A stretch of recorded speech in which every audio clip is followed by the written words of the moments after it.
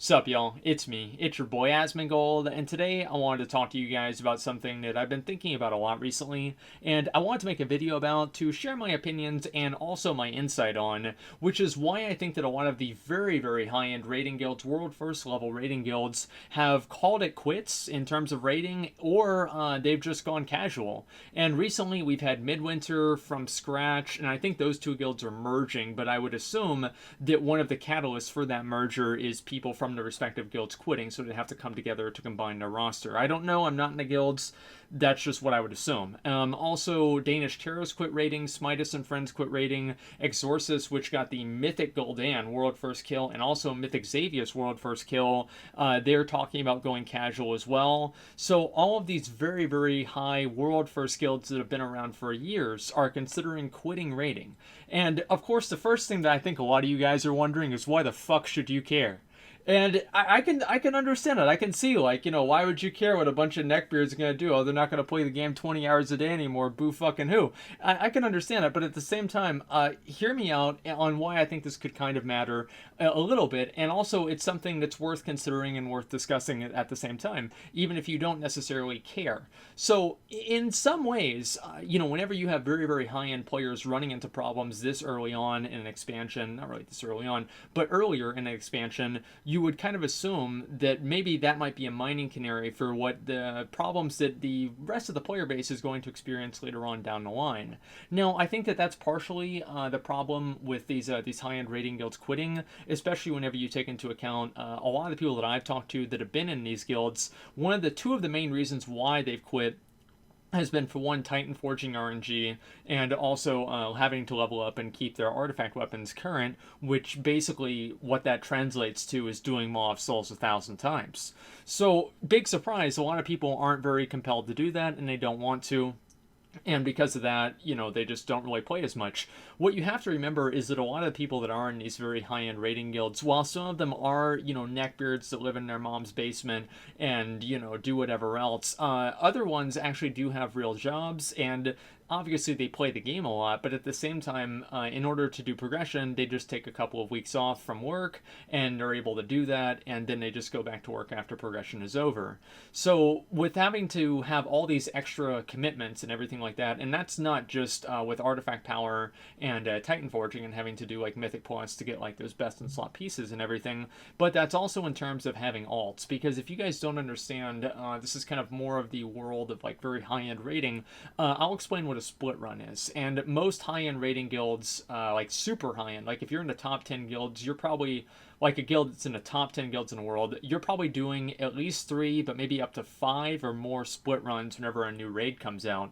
Basically, a split run is whenever you take a raid and half of the raid is mains, or half, or 3 or 5, or 50%. A certain amount of the group is full of the main characters that you're going to take into the mythic raid the next week, and the other half, or whatever percentage it is the other people's alts or other players that they bring in, and that way they can go ahead and go in there and get loot for 30 people, but only funnel it down to 10, 5, or even 3 players. So that's going to allow them to get as much gear as possible and gear their characters out to get that extra edge going into the mythic progression.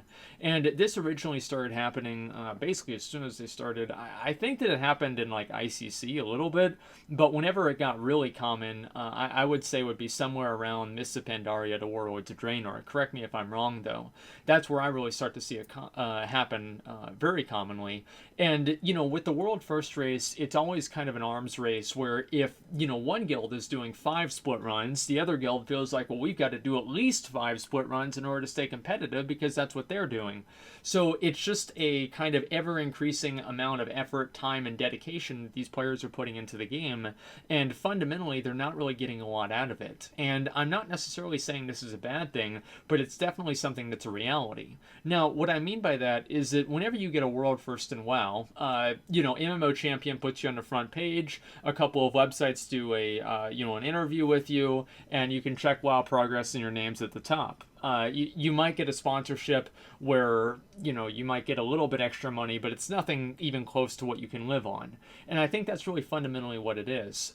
the way that gaming has changed from 2000 and what's 2017, from 2007 all the way to 2017 has been fucking massive, right? And especially recently with how many people are streaming and how many people are making content online and making a living online and doing all of this stuff and kind of turning their hobbies or their passions into an actual career. Well, with WoW and World First Rating, a lot of times those are in some ways diametrically opposed, but in even more ways, they're just not necessarily as lucrative. So whenever you look at things like putting time into something, there's the idea of 10,000 hours, where in order to be a true master of something, you have to put 10,000 hours into whatever activity you're doing. You know, if it's playing the piano, if it's dirt biking, if it's being a rapper, if it's being good at WoW, if it's being anything, the idea is that you have to put 10,000 hours of effort into that whatever hobby, pursuits, career, or whatever, in order to become a true master at it. So hypothetically, if somebody put their 10,000 hours into World of Warcraft, they're going to get a lot less out of it than if they put it into another game that has a stronger streaming scene, that has more esports rewards, more esports options, more sponsorship options, a bigger audience, and also just better prize money. Because ultimately, whenever you win World First, you don't get any prizes, right? You just get attention. And, if Blizzard added sort of like money, right? If they said, okay, we're going to give them, whoever gets World First is getting $250,000. Well, for one, I mean, you got the taxes, and taxes for like prize money is like 50%, but like, let's just assume that none of that's real, okay? We're living on an island with no taxes. That's $10,000 per dude, right? I mean, maybe a little bit more because it's 20 people. It's like, what's $10,000? You're going to play all fucking day, farm artifact power all day, farm Mara souls all day for $10,000 on a maybe? On a maybe you're going to do that? I mean, there's no fucking way. I mean, even if they gave them that much money, it still wouldn't even be close to what they need to do. And also, why would Blizzard do that? Because they got people doing it for free. There's no reason. And I have actually, I have a little bit of notes here. I try to have notes, so you guys can tell whenever I don't, because I'm rambling like I am right now. I have right under the prize pool, I have a one word: shenanigans. Okay, because you guys know that's going to be a bunch of bullshit. How are you going to disperse the money? Is it only for guilds that are sponsored so they can give them to organizations, and organizations pay players individually? Do all players get the same amount of money? Who actually gets the $250 check? It seems like just a million different problems. And honestly, the best solution is to not even open Pandora's box. So that's kind of what I think Blizzard is thinking as well. And actually, really, what I think is like, well, we could spend this money or we could not. And, they're a company, so they're not going to spend the money. But fundamentally, I believe that, WoW streaming, there are very few streamers in WoW that really kind of, that get over maybe like 2,000 or 3,000 viewers or so, and almost none, well, really none, that consistently get over 5,000 viewers. And so if you're a person that wants to invest yourself entirely onto being good at a game and investing yourself entirely into gaming and, making that a career, a profession, being a professional gamer, a professional streamer, playing World of Warcraft is a very, very bad way to go about that.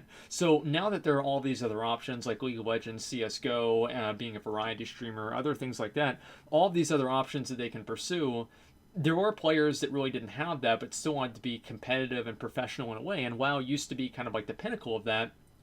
But with streaming and all, WoW is no longer necessarily like the pinnacle of online gaming. And some people could argue that it never was, but for a lot of people, I think that we can all agree on that it was more then than it is now.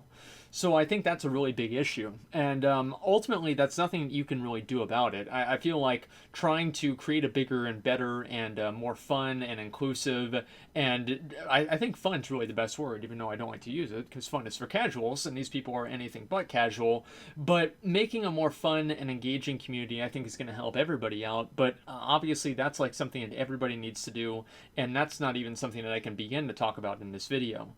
But I also think that there's another big issue here, is that players that are quitting raiding now might have started raiding 10 years ago, okay? And so if I take, Asmongold, 26 years old now, fucking old as shit, but listen, back in the day, like, little 16-year-old Asmongold would come home and he would play WoW every single day. And I was in one of those like very, very high-end raiding guilds. It was like a top 50 world guild.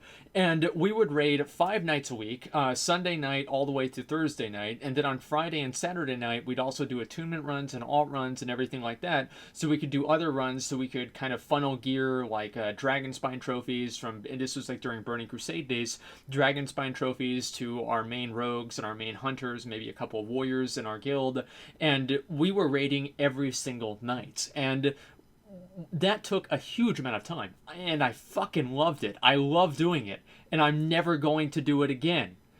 That's really all it is. I loved it then, and I can't do it now. I don't have the time.